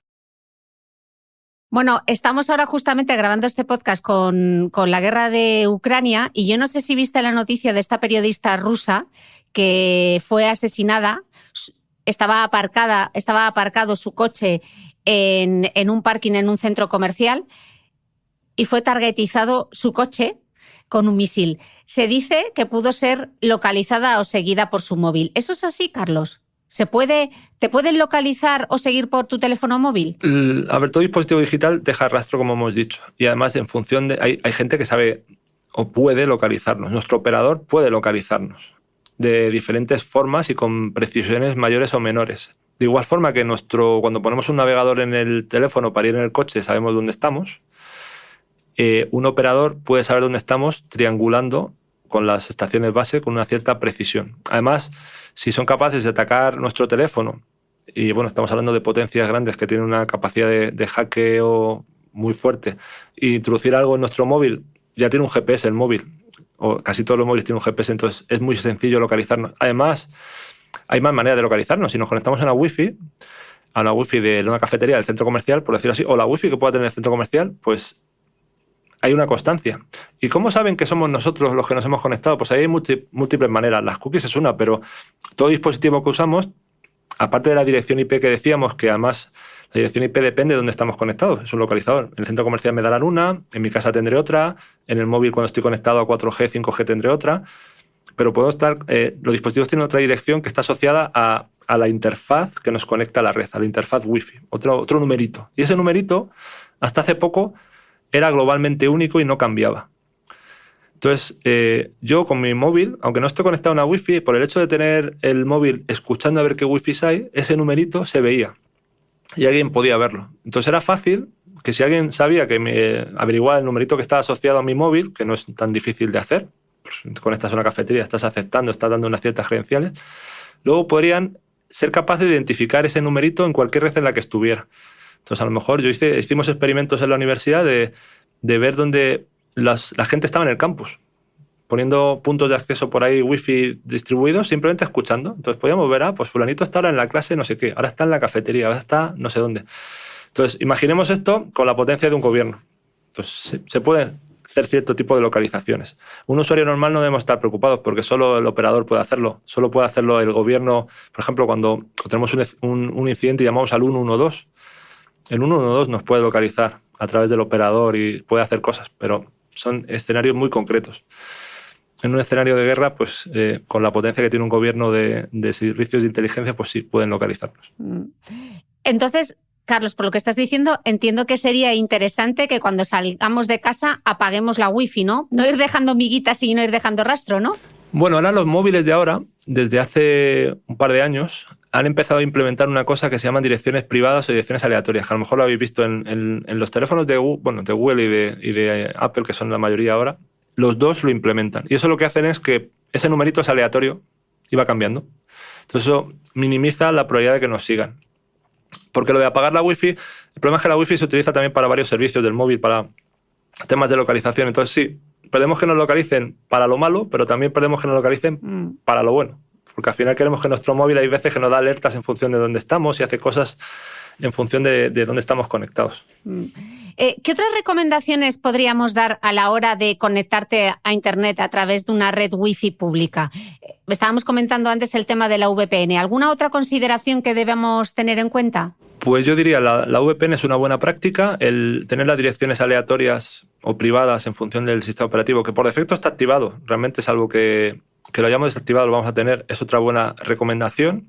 Y luego siempre intentar conectarnos si estamos hablando de web, conectarnos con el protocolo HTTP seguro, el HTTPS. Intentar ver que nos conectemos a webs así, sobre todo si son webs. La mayoría de las webs, digamos, sensibles, el banco, el correo, lo hacen, pero verifiquémoslo para asegurarnos, porque si no, nuestra información iría en claro y cualquiera que estuviera en la red podría verla. ¿Qué significa? Porque todos lo damos por supuesto, pero el HTTPS : ¿eso qué significa? Vale, HTTP es el protocolo de la web, ¿vale? Y es justo lo que mencionamos de las cookies. Es ese protocolo de HTTP el que no tiene estado, no tiene memoria. Entonces yo me conecto a algo y veo una página y hago algo y me conecto después y no sabe que soy el mismo de antes. Y es el protocolo que se generó en los 90 para conectarnos a la web. La S añade que es seguro y lo que añade es una capa de seguridad de cifrado. Las páginas web tienen unas claves con unos certificados, nos sonará esto de los certificados a lo mejor. Y lo que hace es que podamos cifrar, porque sabemos cifrar entre nuestro dispositivo y el navegador, de forma tal que solo nosotros y el servidor remoto pueden ver la información y nadie que esté en nuestra red podría, digamos, ver el contenido de la información que enviamos. Entonces, por eso es importante que tengan el S, que nos sale el candadito en el navegador cuando nos conectamos a webs donde hay información sensible, sobre todo. O sea, porque podría salir sin la S y eso querría decir que cualquiera, si tenemos el ordenador o el móvil abierto o la red, me estoy liando, no lo estoy contando bien, pero para que me entiendas, si no lleva la S, eso puede decir que cualquiera podría entrar. Si no llevara S significaría, imaginemos que estamos los dos en una cafetería, conectados, con tu móvil, con tu ordenador, y no estás usando la S. Yo, con mi ordenador, con un software fácilmente disponible, nada raro, podría ver lo que estás enviando y recibiendo tú, en claro. Podría ver lo que, digamos, si estás teclando un usuario y una contraseña, es muy raro que hoy en día una página web te deje meter un usuario y contraseña sin usar la versión segura, pero podría ver ese usuario y contraseña en claro y más toda la información que estuvieras haciendo, todo lo que estuvieras intercambiando. Por eso es importante. Digo yo en la cafetería por poner un ejemplo claro, pero realmente cualquiera que pudiera ver, que estuviera en el camino entre la cafetería y el servidor, podría hacerlo. Lo que pasa es que eso ya es más difícil. Lo normal es que estemos en la misma red entre la cafetería o la misma red en casa, por ejemplo, podría ver lo que está haciendo alguien de la familia sin utilizar el protocolo HTTPS. Suena ciencia ficción, pero no es tan ficción, ¿eh? No es tan ficción, no es tan ficción. Eso se puede hacer y no es nada difícil. Es decir, bajarse una herramienta de capturar tráfico, se llaman, analizadores de tráfico. Los hay libres, no hay que pagar, súper potentes. Y puedes ver lo que está ocurriendo. Madre mía, Carlos, lo que estoy aprendiendo hoy. ¿Qué ocurre además con los otros? Porque estábamos hablando de móviles, de tablets, de altavoces, pero ¿qué ocurre con esos otros dispositivos electrónicos como pueden ser los relojes o los libros o los ebooks? ¿Qué precauciones deberíamos tomar? Los ebooks yo creo que realmente no es tan problemático. Al final suelen tener una conectividad celular Wi-Fi para descargar el libro. Yo creo que no es una gran amenaza, aunque es cierto que como son dispositivos más limitados, se aplica todo lo que hemos dicho antes de dispositivos limitados, se actualizan menos, tienen menos mecanismos de seguridad, a lo mejor esos dispositivos, por ejemplo, no cambian esa dirección que decíamos. Entonces, si estamos siempre con nuestro libro saltando de cafetería al trabajo, no sé qué, podrían trazar dónde estamos a través del libro. Pues bueno, en ese caso, pues apaga la Wi-Fi mientras que no estés descargando un libro, que realmente lo haces muy pocas veces. Los relojes, hay pocos que tengan conectividad celular hoy en día, Wi-Fi, hay algunos. Con eso se aplicarían las mismas protecciones que con un móvil, las mismas, digamos, precauciones. Lo que sí que ocurre con los relojes o con las pulseras de actividad es que normalmente las usamos para, digamos, registrar lo que hacemos y luego subirlo a alguna nube y a veces publicarlo a algún sitio. Ahí es donde tenemos que tener un poco de cuidado, porque si estamos publicando que hemos estado corriendo o yendo en bici o patinando o lo que sea, de tal hora a tal hora y publicamos de dónde salimos y dónde llegamos y lo publicamos así a todo el mundo, pues todo el mundo ve lo que hacemos todos los días de 9 a 10 y dónde estamos y dónde no estamos de 9 a 10. Entonces no tiene tanto que ver con la pulsera en sí, sino con el uso que hacemos de lo que el reloj pulsera nos ofrece. Y ahí hay que ser muy cuidadoso porque realmente estamos abriendo la puerta de par en par. Estás diciendo por dónde corres, a qué hora corres. Cuidado, porque es que damos una información ahí que muchas veces no somos conscientes. Yo lo he dicho desde el principio, por favor, no compartáis vuestras rutas por Internet. Efectivamente. De hecho, había una página web hace tiempo, yo creo que dejó de estar estable, yo creo que fue un experimento que demostraba que era posible saber si alguien estaba en casa, alguien, me refiero a la unidad familiar, con el objetivo de, decían, te puedo robar porque sé cuándo estás y cuándo no estás, en base a la información que tienes pública en redes sociales. No hay que hacer nada raro, es simplemente analizar lo que publicas. Y con eso sé cuándo estás, cuándo no estás, qué haces y qué dejas de hacer. De hecho, creo que una cosa que también hicieron, había una plataforma de relojes de actividad física que publicaba así como estadísticas así de las rutas por zonas geográficas que la gente seguía. Y me parece recordar que hubo una noticia que salía la ruta de donde corría el rey de España, que es obviamente un sitio donde no puede correr nadie más que él. Entonces se veía ahí como un circuitillo y decías, ¿quién puede estar corriendo ahí? Pues él. Entonces tuvieron que anonimizar parte, o no anonimizar, porque anónimo era, pero todo el mundo sabía quién era quitarlo de la plataforma, porque estabas viendo por dónde corría el rey de España. Madre mía, el jefe de seguridad debió tener un ataque de nervios. Sí, entonces es increíble la cantidad de información que enseñamos. Entonces hay que tener mucho cuidado y esto enlaza un poco con lo que decía de la educación o tomar decisiones informadas. Yo creo que las generaciones nuevas de los niños de ahora viven en un mundo digital, pero quizás no saben la diferencia con el mundo no digital. Nosotros, o nuestra generación, hemos vivido el mundo no digital y el mundo digital. Entonces, a lo mejor somos un poco más conscientes de que no es lo mismo subir algo a una red social que decírselo a mi familia por teléfono o mandarle una carta. No es lo mismo. Al final no es lo mismo decir algo en el patio del colegio que decir algo en una red social. Y también pasa un poco esto del tema de la cultura digital con la gente más mayor. La gente más mayor tiene un problema de frontera, de barrera, mejor dicho, de uso de la tecnología. Entonces estamos descuidando, en mi opinión, un poco a la gente mayor, que le estamos poniendo fronteras, barreras a cosas que antes podían hacer de otra forma. Y hay que tener mucho cuidado con la gente, con los niños, porque no son conscientes del peligro del altavoz tan grande que tienen en un teléfono cuando se lo damos. Entonces ahí hay un mundo de educación, un camino de educación por recorrer. Qué importante este punto que das, educar a los menores y educar también a los mayores. Carlos, hemos hablado ya de direcciones IP, de cookies, de redes seguras en casa y nos toca abrir el 5G. ¿Qué es el 5G y por qué siempre es la madre de todas las teorías conspiranoicas, que incluso puede llegar a estar en las vacunas de la COVID? Bueno, el 5G es la quinta generación de redes móviles celulares, o las redes de nuestro teléfono móvil, ¿vale? Hace ya mucho de la primera generación. La primera generación se decía que era analógica, y la segunda generación fue digital, GSM, y ahora estamos acostumbrados a usar sobre todo 3G y 4G, y 5G es un paso más. 5G además es un paso muy grande. Yo diría que es un paso más grande que un mero salto de generación. Normalmente estamos acostumbrados a que cuando cambiamos de generación es como, nos va a ir más rápido todo en el móvil, ¿no? Es como la idea que tenemos, voy a poder descargar más rápido. Pero 5G va más allá, aunque la publicidad que recibimos normalmente es, voy a poder descargarme toda la temporada de la serie favorita en 10 minutos o en 2 minutos. Bueno, ¿cuál es la utilidad de bajarme una serie en 2 minutos? Realmente es poca, porque si voy a tardar en verla 10 horas, no necesito bajarla en 2 minutos. Pero 5G va a ir más allá porque su principal, o el caso de uso que yo creo que va a marcar una diferencia 5G, no es tanto el caso de uso de nosotros como personas usando directamente un dispositivo conectado a 5G. Es más las posibilidades que abre a lo que se llaman los verticales o las industrias. El 5G va, por ejemplo, a facilitar, debido a su muy baja latencia, el tiempo que tarda desde que yo mando algo hasta que llega al destino, muy, muy, muy, muy pequeño, y además puede llegar a tener una fiabilidad muy alta, es decir, que se pierdan muy, muy, muy pocos mensajes. Y eso es crítico, por ejemplo, para la industria conectada. En la industria hay un montón de elementos de robots conectados. Con esto vamos a poder controlarlos remotamente.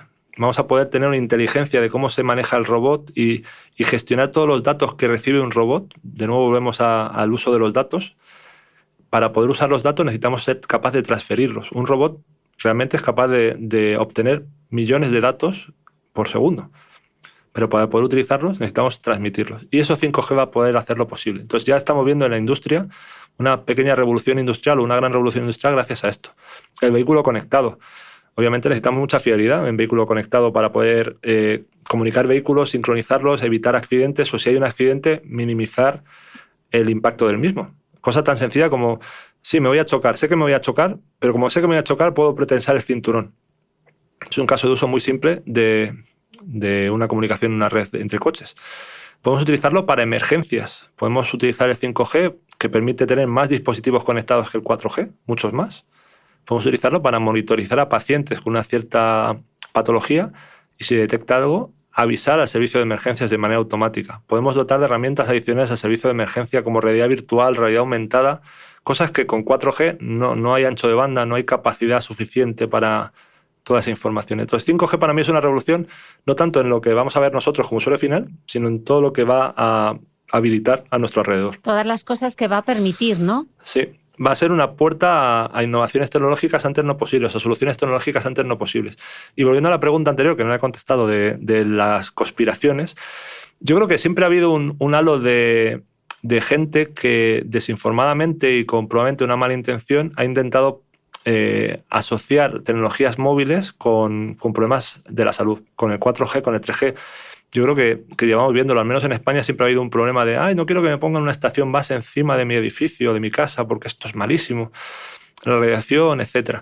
Todo eso tiene una componente de nuevo de desinformación. Los teléfonos radian, sí, como radian muchas cosas, pero radian a una potencia muy, muy, muy, muy, muy baja, que se ha demostrado que no tiene un impacto malo para la salud.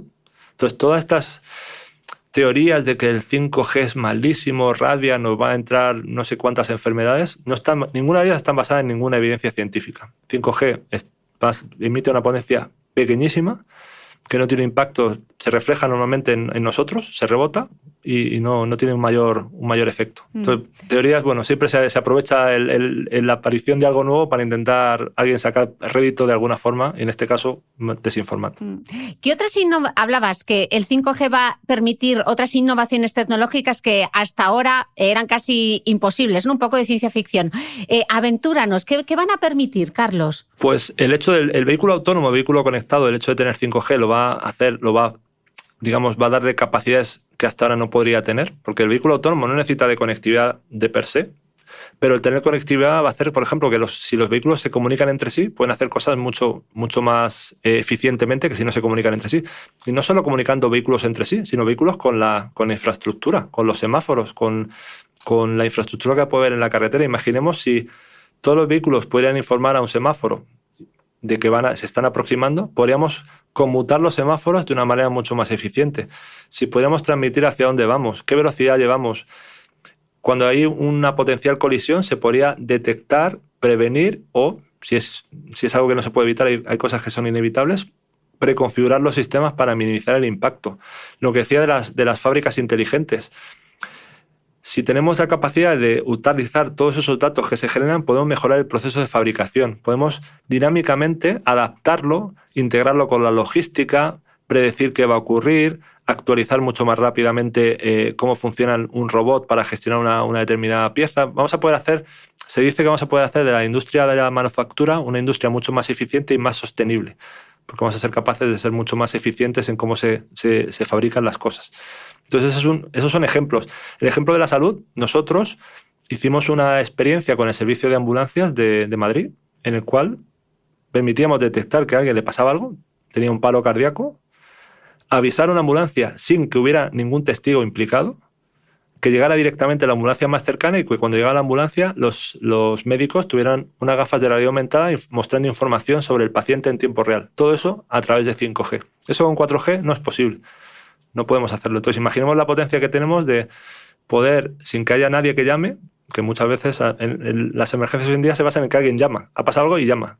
Sin que alguien llame, detectar una emergencia. Y que además tengan toda la potencia de información preimpresionada en un mundo aumentado para ayudar a tomar decisiones cuando están tratando una emergencia de alguien que le ha pasado algo en la calle. Todo eso, 5G lo posibilita. Y con 4G no es posible, porque hicimos experiencias y con 4G no era viable. El mundo de los datos y de la tecnología es fascinante. Yo creo que si a los niños se lo contásemos así como se lo estás contando tú, Carlos, yo creo que tendríamos muchísimas más vocaciones, gente que se quisiese dedicar a esto. Sí, el problema de la falta de vocación del sector de las tecnologías, telecomunicaciones, es un problema real. Aquí me tocas la fibrita sensible, porque yo como trabajo en la universidad de profesor de tecnologías, tenemos un problema de falta de demanda de vocación muy importante. Y no es por falta de necesidad. Esta tecnología se necesita más que nunca. Hay una demanda tremenda. Todas las empresas con las que puedas hablar te van a decir que necesitan profesionales en este área. Todas, sin excepción. Sin embargo, no tenemos suficientes profesionales, suficientes adolescentes, niños que quieran estudiar ingeniería de telecomunicación, ingeniería informática. Falta demanda ahí. Y también es muy importante, falta mucha demanda de niñas. Ese es otro problema que tenemos que fomentar, que por motivos históricos, aunque vamos mejorando poco a poco, queda muchísimo por hacer en mejorar la demanda de este tipo de profesiones en las niñas. Quizá porque se desconoce, ¿no? Porque todas estas aplicaciones que nos estás contando ahora, al final les llega, saben que es así, que estudiando la aplicación práctica de eso que están estudiando puede ser, pues eso, crear una herramienta que permita hacer un diagnóstico con unas gafas de realidad aumentada, ¿no? Es que me parece fascinante. Yo creo que hay tanta información hoy en día que hay información que no llega. Y hay modas también. Ingeniería de telecomunicación, que es lo que yo estudié, cuando yo lo estudié, era una carrera muy de moda. Ahora no lo es. Y supongo que volverá. Ahora ahí están más de moda carreras más fundamentales que cuando yo estudié no lo eran. Las carreras más fundamentales, física, no era una carrera muy atractiva hace 20 años y ahora lo es. Y yo creo que hay una parte de modas y una parte de con tanta información se pierde un poco algunos mensajes. Y es cierto que es que la tecnología la usamos todos los días. Para casi todo lo que hacemos hay un elemento tecnológico. Entonces, la demanda y la capacidad de innovar y de hacer cosas nuevas es casi prácticamente ilimitada. Pero por algún motivo no estamos llegando ahora. Innovación, qué importante. Vamos a meternos ahora en el mundo aunque lo hemos estado mencionando a lo largo de la entrevista, las redes sociales y las aplicaciones, ¿no? Porque a veces el peor enemigo de nuestra seguridad, como hemos visto, y de nuestra privacidad, somos nosotros mismos, ¿no? Porque nos descargamos muchísimas cosas sin saber de dónde provienen, dejamos nuestros datos en cualquier sitio de Internet, aireamos nuestra vida privada en redes sociales y a veces de manera inconsciente, por ejemplo, compartiendo nuestros entrenamientos a través de las aplicaciones móviles. Cuando nos descargamos una app, ¿qué recomendaciones nos darías para nuestra seguridad, Carlos? ¿Qué hay que tener en cuenta? Si nos descargamos una app desde el móvil, yo creo que lo fundamental es, primero, siempre descargarla de un mercado, un market fiable. Normalmente eso va a ser por defecto porque va a ser el mercado de nuestro fabricante, digamos, del móvil. Y por otro lado, intentar descargar aplicaciones siempre de fabricantes o desarrolladores reputados. ¿Qué significa reputados? Es decir, yo me tengo que bajar la aplicación de mi banco. Pues de mi banco, va a ser mi banco el que me diga qué aplicación me debo bajar. Me debo fiar, eso está bien. Tengo que bajarme la aplicación de mi plataforma de streaming que utilice o las que utilice. Me va a llegar el enlace, va a saber cuál es, no hay duda. La duda es más con las aplicaciones, digamos, que yo busco. Quiero una aplicación que me permita, registrar la actividad física que hago en el día. Y hay tropecientas. Intentemos mirar el número de reviews que tiene, un poco eso nos va a dar una cierta idea de reputación. Y luego cuando lo instalemos, si el sistema operativo que utilizamos nos dice qué va a hacer qué permiso requiere esa aplicación, fijémonos en que no haya nada raro. Es decir, hay veces que nos piden cosas un poco raras que dices, ¿para qué será esto? Y bueno, yendo al detalle encuentra uno la razón, pero hay otras que dirás, ¿por qué necesita a lo mejor acceder a mi agenda telefónica esta aplicación? Pues a lo mejor no lo necesita, pues voy a buscar otra que no lo necesite. ¿Vale? En general, esas son las recomendaciones principales. Es cierto que hay pocas aplicaciones realmente maliciosas que estén en un mercado, en un market oficial. Lo que hay muchas que nos llenan de publicidad y nos llenan de cosas que no queremos. Porque, ¿qué pueden hacer con nuestros datos? Nuestros datos al final son dinero. Nuestros datos es información es dinero. Entonces, la gente va a querer utilizar esos datos para hacer un perfil nuestro y poder vendernos cosas que nos interesen más para poder vender más cosas. Al final eso es un poco el fin final de todo, es hacer un perfil nuestro. Igual que las empresas de seguros llevan años haciendo perfiles nuestros para saber qué precio nos van a dar, y es así, es un hecho, pues ahora las empresas que venden cosas también quieren tener un perfil nuestro. Quieren tener un perfil nuestro para poder vendernos algo más, pero el perfil se aplica a todo.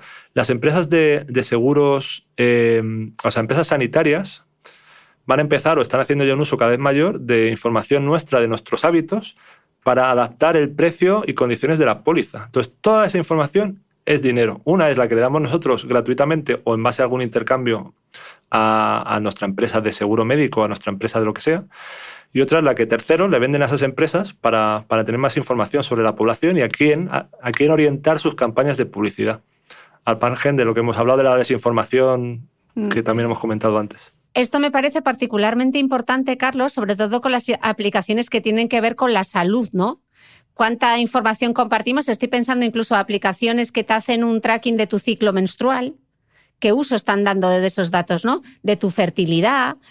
No sé, hay que mirarlo, hay que leérselo. Hay que leerse la letra pequeña, sí, porque bien utilizado toda esa información anonimizada y utilizada solo por a quien se la damos, es decir, garantizando que no sea un tercero, eso está, quiero decir, es una potencia de darnos servicios mejores importantísima y de entender qué necesitamos. Pero claro, si se la damos a un tercero que ni siquiera somos conscientes, pues ahí estamos muy desamparados. Y hay información de todo tipo. Es decir, es que el ámbito de salud es todo. Podríamos saber qué patologías tenemos. Imaginemos que vamos a pedir trabajo y esa empresa sabe qué patologías tenemos o cosas que no es legal que nos pregunte. Y a lo mejor las ha obtenido en base a que hay un tercero que es capaz de venderle esa información porque la tiene y la ha obtenido de manera, digamos, uniendo fuentes de información y de manera legal porque hemos dado permiso en esa letra pequeña de úsese esto. Entonces es importante tener en cuenta que, de nuevo, las miguitas que dejamos, hay que saber que las dejamos y las que no queremos dejar, evitar dejarlas. Carlos, voy a abrir un melón. Prepárate. ¿Cuánto sabe de nosotros Facebook y qué puede hacer con nuestros datos? Pues Facebook sabe mucho de nosotros, incluso aunque... bueno, Facebook Meta ahora. Sí, Meta.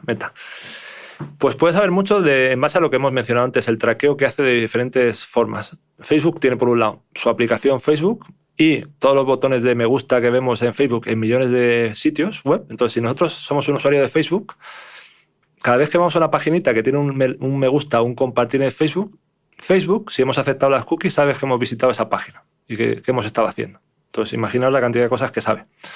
Luego, además, Facebook sabe lo que hacemos en su propia red, interactuando con otros usuarios, qué tipo de perfiles nos interesan, pues, me gusta el fútbol, o me gusta el baloncesto, o me gusta las carreras de coches, o me gustan las carreras de caballos. Todo eso lo sabe porque interactuamos con ciertos tipos de grupos. Tiene información, además, de dónde vivimos, de nuestra familia, por las interacciones que tenemos, sabe quién es familia nuestra, quiénes son amigos nuestros, dónde estamos. Luego, además, si usamos aplicaciones del universo Meta o de la empresa Meta en el móvil, esas aplicaciones, en función de qué permisos hayamos dado, que ahora eso está cambiando para bien, poder controlar qué permiso le damos, pues tiene acceso a información múltiple, incluso cruzando información con otras aplicaciones del móvil. Entonces, imaginaos, es que realmente pueden saber prácticamente todo de nosotros y de nuestra vida. Perdón, Carlos, recordemos que Meta, que tienen Facebook, tienen también WhatsApp y tienen también Instagram. Dos aplicaciones que estoy segura que el 99,9% de los escuchantes de este podcast utilizan. Sí, correcto. Y aunque Meta sí ha dicho que no utiliza información cruzada de WhatsApp, bueno, la utiliza de una cierta manera, al final la podría llegar a utilizar. Y imaginaos la cantidad de información que tiene ahí. Grupos con los que hablamos, gente con la que interactuamos, al final, con nuestros grupos de WhatsApp o nuestros contactos de WhatsApp, Instagram y Facebook, realmente podemos hacer un mapa de nuestras relaciones sociales, hábitos, enfermedades, gustos, total. Si es que saben más casi que si nos preguntan a nosotros. Yo creo que cogemos el perfil de datos, cogemos el perfil de Facebook y decimos, es verdad que esto me gustaba, que esto hace 15 años lo hacía. Y no somos casi ni nos acordamos casi. ¿Y de dónde viene el conflicto entre Apple y Facebook? Viene un poco de la gestión de la privacidad. Apple ha sacado la bandera de yo lucho por la privacidad de los usuarios, hago todo lo posible, no intento minimizar la información que se puede utilizar de los usuarios. Y claro, Facebook, su modelo de negocio principal es usar esos datos. Entonces Apple está poniendo trabas en su sistema operativo, en las aplicaciones, qué cosas pueden hacer las aplicaciones. Y Facebook no le ha gustado y tienen ahí una batalla un poco. Uno puede hacer al final, a Apple para su modelo de negocio eso no le hace falta y por eso puede presionar por ahí. Para Facebook su modelo de negocio se basa en eso fundamentalmente, entonces hay un conflicto de intereses entre empresas grandes. Y es cierto que yo creo que Apple está luchando un poco por mejorar la privacidad de los usuarios y habrá empresas que se tendrán que adaptar. Las cookies van a desaparecer. Ya ha habido navegadores que, por ejemplo, van a decir que las cookies no las van a soportar dentro de unos años, entonces se tendrán que reinventar. Al final, lo que enseña también la historia de la tecnología es que cuando pones una barrera o un problema, surge una solución que lo solventa o que lo rodea. Entonces, Facebook y las empresas que hacen negocio de publicidad focalizada se inventarán otras formas de obtener esa información de los usuarios. Hace unos meses saltaron a la luz los famosos Facebook Papers, basados en documentos internos de la empresa y filtrados por una ex empleada. Desvelaban, entre otras muchas cosas, cómo en Facebook sabían que la red estaba siendo utilizada para el tráfico de personas o su falta de acción para detectar y erradicar el discurso del odio. Tras este escándalo, ¿no debería haber más control? El tema del control de Internet es una pregunta muy, muy, muy delicada, porque Internet siempre ha hecho gala de ser un entorno más o menos libre y poco controlado, y yo creo que hay empresas grandes que deberían tener un control adicional, porque tienen un poder, ya se ha demostrado con Facebook, un poder muy determinante en determinados eventos, pero no soy capaz de decir cómo debe ser ese control, porque cuando metes control es muy difícil saber dónde paras, hasta dónde llegas, con quién no. Entonces es un problema muy peleagudo el del control de las empresas y de lo que se hace en Internet en general. Yo creo que algo de control adicional debería haber, y Facebook dice que hace control, pero los Facebook Papers demostraron que hacen mucho menos control del que decían que, o de que hacían gala que hacían. Pero es muy difícil, porque además son empresas internacionales. ¿Quién controla Facebook? ¿El gobierno de Estados Unidos o quién lo hace? Al final lo que ocurre con las empresas es que cada legislación pone multas y se adaptan un poco, o pone regulaciones, se adaptan a la legislación local. Pero ¿cómo controlas Facebook como plataforma global? Por poner el ejemplo de Facebook. Es muy, muy, muy complicado. Internet, como tiene esa característica descentralizada, es muy difícil ponerle también regulaciones globales, porque es imposible. Tienen que ser regulaciones locales en cada gobierno. Hemos hablado de grandes empresas tecnológicas como Amazon, como Apple, estábamos hablando ahora también de Meta, de Facebook, pero no hemos mencionado las grandes plataformas de distribución de contenido tipo Netflix o Spotify. ¿Cómo funcionan estas plataformas y dónde está su gran negocio? Pues estas plataformas es muy interesante cómo funcionan, porque obviamente el tráfico de Netflix, por poner un ejemplo, es un tráfico enorme, es la fuente de tráfico, bueno, el vídeo más grande de Internet hoy en día.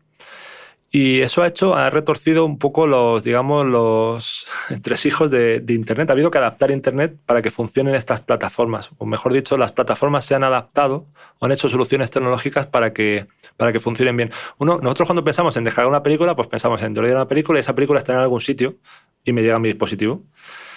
Es así. Pero claro, ese algún sitio es muy relevante dónde está. Y lo que hace Netflix, por ejemplo, es intentar que ese contenido esté lo más cerca posible de nosotros. ¿Eso qué es lo más cerca posible? La red de nuestro operador. Si Netflix tuviera los servidores en una nube por ahí, aunque tuviera muchas nubes, pero fueran una en España, otra en Francia, otra en Alemania, eso supondría una cantidad de tráfico para los operadores brutal y haría que además el rendimiento para los usuarios no fuera muy bueno. Entonces lo que hace Netflix, como ejemplo, lo hacen todos, es hablan con los operadores y le dicen, oye, mira, esto nos va a venir bien a los dos. Por un lado, si tú me dejas poner mi contenido, copias de mi contenido en tu red propia, te vas a evitar todo el tráfico que tendríamos que enviar hasta mis servidores centrales, que al final es infraestructura tuya, tienes que pagar a tu proveedor. Al final mi operador de casa le paga a otro operador para acceder a Internet. Hay una estructura jerárquica. Entonces, si yo pongo el contenido, te vas a ahorrar ese dinero. Y yo, además, le voy a dar un mejor servicio a mis usuarios, porque va a haber menos interrupciones. En España pasó que un operador grande tardó un poco más en hacer ese acuerdo con Netflix y los usuarios se quejaban de que el servicio no funcionaba tan bien hasta que cerraron el acuerdo. Los operadores se negaban un poco porque decían, yo pongo una infraestructura que es clave para que este servicio funcione, pero el dinero se lo lleva a la plataforma que ofrece el contenido. Yo no veo nada. Yo pago una tarifa plana a mis usuarios y aquí está ganando dinero mucha gente y yo no lo veo. Entonces ha habido un conflicto de intereses. Entonces las plataformas lo que hacen es intentar replicar el contenido y además lo replican dinámicamente. En función de lo que es popular, van populando las copias que están en los operadores con el contenido más popular. Y además lo suelen tener en 3 calidades diferentes. Por eso a veces se nos pixela un poco a lo mejor, porque hay 3 calidades. La superior, uno un poquito peor y uno un poquito peor que requiere menos requisitos. Y tiene una inteligencia la red de que en función de cuánta calidad tenemos, de nuestra calidad de la conexión, que va variando, se nos ofrece un vídeo u otro, de forma que al menos no se pare. Podemos perder algo de calidad, pero no se para. Interesante. ¿Y los datos que tienen de nosotros? Porque al fin y al cabo Netflix sabe si te ha gustado Emily en Paris, ¿qué quiere decir eso? Si te gustan más las películas de acción. Tiene bastante Netflix, información sobre tu perfil, ¿no? Y Spotify igual, con la música que escuchas, los podcasts que escuchas, la publicidad que te pueden targetizar o el uso que pueden hacer de tus datos, ¿no?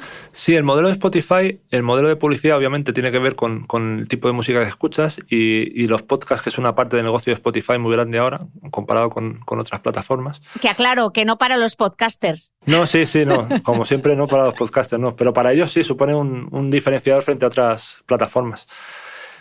En caso de Netflix, lo que es importante es que sus producciones las adaptan en función del contenido que gusta a los usuarios, aparte de lo que nos digamos, sugieren. Netflix, no debemos olvidar que fue una empresa que empezó como un videoclub, que mandaba vídeos por correo. Pero en base a tener una base de usuarios grande, empezó a saber lo que le gustaba a la gente y empezó a desarrollar contenido que le gustaba a la gente. Y entonces, gran parte de su modelo de negocio de éxito es el hecho de que ha sabido hacer contenido que le gusta a la gente. Y eso ha hecho sostenible su modelo. Y eso es en base a los datos que tienen, claro, porque saben lo que nos gusta, lo que no nos gusta, cuándo empezamos a ver una película, cuándo dejamos de verla, a qué hora la vemos, si vemos 2 episodios o 3 en función de la duración que tienen, si eso nos engancha a ver más episodios seguidos o menos. Todos esos son datos utilizados para ofrecernos más producto, para que consumamos más. Todo está orientado a consumir más, consumir más, consumir más. Claro, pero qué amenaza para la cultura, ¿no? Y para la diversidad. Sí, porque al final nos hacemos un poco vagos, entre comillas, o sin las comillas. Nosotros abrimos la aplicación de nuestra plataforma y muchas veces se nos sugiere contenido y decimos, pues voy a ver esto. Y lo veo y no hago una búsqueda un poco más informada o más, digamos, concienzuda de tipo de contenido. Y terminamos viendo un contenido muy fácil de digerir, entre comillas, contenido de que lo tienes ahí de fondo, pero sí, es un problema para la cultura porque al final terminamos haciendo máquinas de consumir contenido hecho solo para ser consumido, sin ninguna otra motivación adicional. Carlos, hablemos un poco de las redes sociales. ¿Qué es lo que hacemos muy mal en redes sociales? Más allá de lo que decíamos antes de dar, pues a veces sin ser conscientes, estamos compartiendo mucha información privada, ¿no? Yo creo que ese es el principal problema de las redes sociales. Bueno, luego hay consideraciones que yo no puedo hacer más psicológicas, sociales, un poco de cómo ha cambiado nuestra manera de interactuar con la gente. Pero en la parte tecnológica o más relacionada a la tecnología, yo creo que un problema es cuántas miguitas dejamos. El ejemplo de subir un entrenamiento en abierto es como un ejemplo muy, muy claro, pero hay más ejemplos. Subimos fotos de nuestras vacaciones mientras que estamos de vacaciones. Pues puedes subirlas cuando hayas vuelto, por ejemplo. Y dejar claro, mira, esto es donde estuve la semana pasada, para que nadie pueda saber dónde estás o dónde no estás. Hay veces que las aplicaciones nos dejan decir desde dónde posteamos algo, dónde subimos. Hay mucha gente, yo conozco mucha gente que le he dicho, oye, ¿eres consciente de que estás subiendo tweets poniendo de dónde los subes y que esa es tu casa? ¿Que la gente sabe dónde vives? Ah, no sabía que era consciente de esto. Por desconocimiento puro y duro. Entonces hay que tener un poco de cuidado con ese tipo de cosas y con cómo enlazamos redes sociales con nuestra actividad y qué tipo de información dejamos visible al mundo exterior. Esa para mí es un problema de educación, de cultura, que debería haber, no sé si una asignatura o parte de algo en la educación que haga consciente a los niños de esa puerta, cómo es, de cómo de grande es, de quién puede llegar a ella y de cómo usarla, porque luego hay muchos problemas de acoso, bueno, ahora se llama bullying, pero vamos, acoso al fin y al cabo, que hace años no eran posibles porque no teníamos ese altavoz. Hay gente que dice, no, mira, yo antes estaba preocupado cuando el niño estaba en el colegio en el patio, porque le podían acosar. Ahora estoy tranquilo cuando está en el colegio, estoy preocupado cuando está en casa, porque está accediendo a contenido, a redes sociales, donde está mucho más desprotegido que en el patio del colegio. Entonces, las redes sociales tienen mucho poder, o sea, son muy útiles, pero hay que saber utilizarlas y ser conscientes de lo que conlleva usarlas. Has mencionado justo el tema del bullying. Todos esos delitos que se cometen en redes, la suplantación de la identidad, el bullying, los timos, etcétera, o sea, ¿se consideran igual que los delitos que se cometen offline o son difíciles de probar?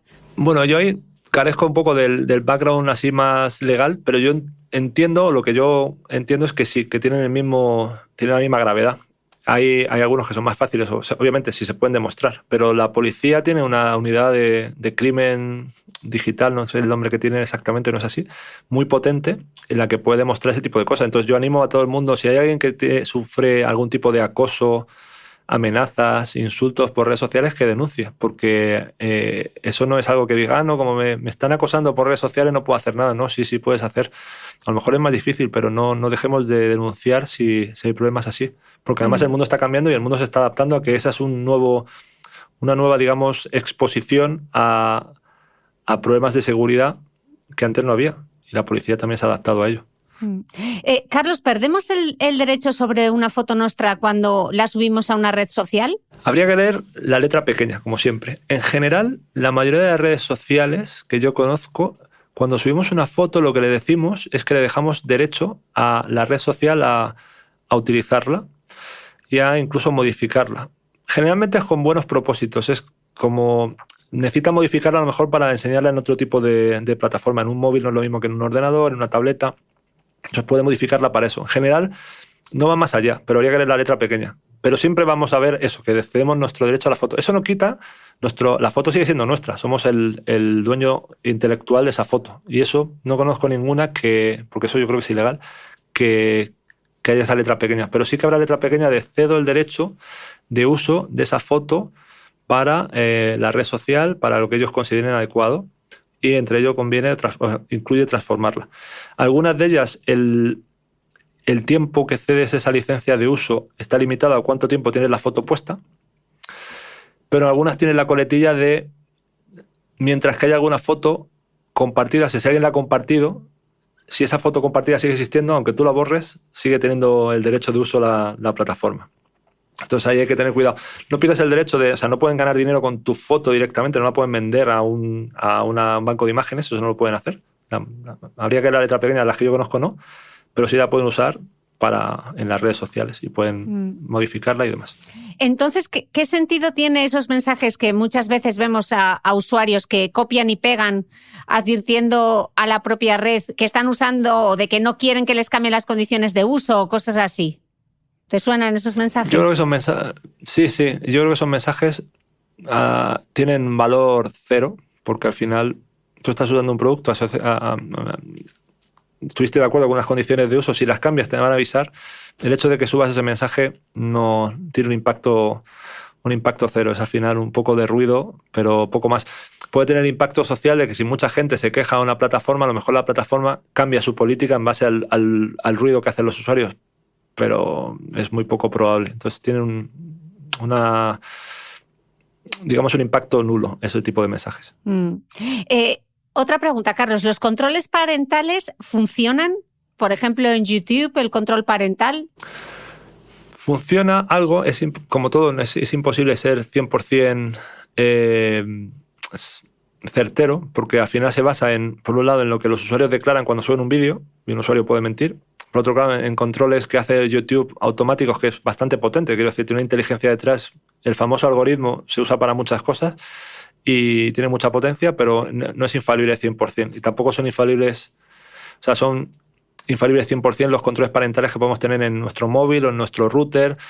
Están bien, sobre todo están bien los que limitan el uso horario, que limitan un poco cuánto pueden usar el móvil, pero yo creo que hay que ir a la fuente, digamos, al educar al niño, a la niña, de esto no debes usarlo así porque es malo, y que sean conscientes, no que sea una prohibición, sino que sea una decisión informada. Y si en esa parte de educación quizá yo iría más por el de no dejar el móvil durante un cierto número, en franjas del día no dejarlo físicamente. Creo que es más sencillo que los controles parentales, porque son una herramienta que ayuda, pero no podemos fiarnos 100%. No podemos decir, no, tengo esto activo, están seguros. No, porque la tecnología avanza mucho y es imposible ponerle puertas a todo, es imposible. Estábamos hablando del tema de la educación y mencionábamos antes los mayores, ¿no? En el caso de las personas mayores, ¿tú crees que son mucho más vulnerables a que sean víctimas de timos con aplicaciones móviles o que se descarguen contenido? Yo creo que son probablemente el sector de población más vulnerable en cuanto hay, por ejemplo, muchos ataques que tienen que ver con que te mandan un mensaje y te dicen ha habido una brecha de seguridad, o para hacer no sé qué tiene que introducir aquí su usuario y contraseña de nuevo. Y eso...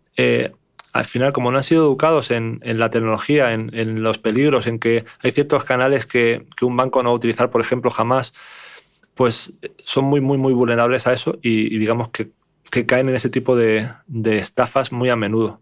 Entonces, a mí me parece un problema muy grave de la sociedad actual el que estamos abandonando a la gente mayor en eso. Ahora los bancos, pues, no puedes tienes que hacerlo todo por Internet. Pues yo estoy feliz, como usuario, como Carlos, pero no estoy feliz como no pienso en lo que tienen que hacer nuestros padres, nuestros abuelos, que están totalmente perdidos. Yo termino ayudando a gente a mi alrededor porque no saben qué hacer, están totalmente solos ante la tecnología. Y eso les abre a muchas potenciales ataques, a muchas potenciales estafas en las que caen. Y yo creo que eso es un esfuerzo que tendría que hacer la sociedad. Y pues pongo el ejemplo de los bancos, pero bueno, ahí aplica muchos en educar a nuestros mayores, para que sepan usar la tecnología.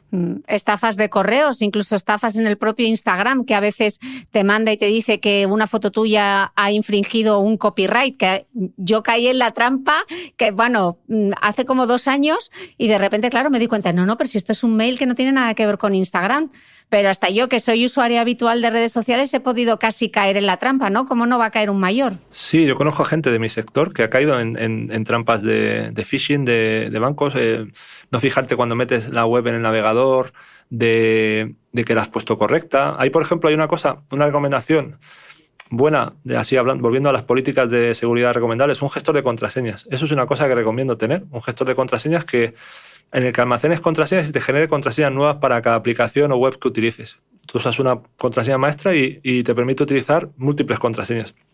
Y además te evita el problema de cuando metes una dirección que se parece al nombre del banco, pero no es el nombre del banco y lo intentan utilizar porque con el gestor de contraseñas no va a reconocerlo. Como no es igual, te va a decir, no, este no es tu banco. No, esta no es la web a la que quieres entrar. Entonces, ese tipo de herramientas yo creo que son fundamentales. Y las estafas, es que hay multitud de estafas. Yo recibo 2-3 veces al año intentos de estafa, de un mensaje de móvil, un mensaje de una empresa de paquetería que te dice, no, es que tienes que pagar €1 para recoger esto. Si no estoy esperando nada, a lo mejor dices, como he pedido cosas a Amazon, pues voy a darle, si es €1. Pues no, es una estafa. Y así hay muchas. Entonces, la gente mayor quizás es menos consciente del poder que tiene la gente malintencionada de estafarte. Total. Carlos, llevamos casi 1 hora y media y tengo una parte muy importante que te quiero preguntar, que es la Web3, para que nos expliques qué es el blockchain, qué son las criptomonedas, qué es un NFT, qué es el metaverso, pero me lo voy a reservar para mi newsletter a micrófono cerrado, que quien no esté suscrito, le invito desde aquí a que se suscriba. Así que te voy a despedir desde el podcast y nos vamos a encontrar en 1 minuto y medio en ese otro universo que es el de la newsletter. Así que gracias, Carlos, porque ha sido fascinante. Hemos hablado de educación, de decisiones informadas, de cultura digital y todo esto por una conversación en Instagram por un cable de Ethernet. ¿Quién lo hubiese pensado? ¿Quién lo hubiese pensado? Pero me lo he pasado muy bien. Muchas gracias por tener esta conversación.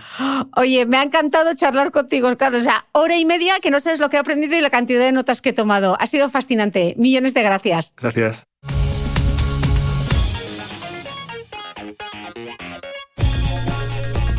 No olvides que todas las notas de este capítulo están en mi blog de beautymail.es.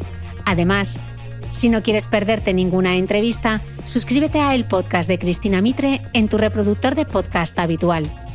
Y un último favor, si me escuchas en Apple Podcast o en Spotify, regálame una reseña, porque así ayudas a que este podcast siga creciendo.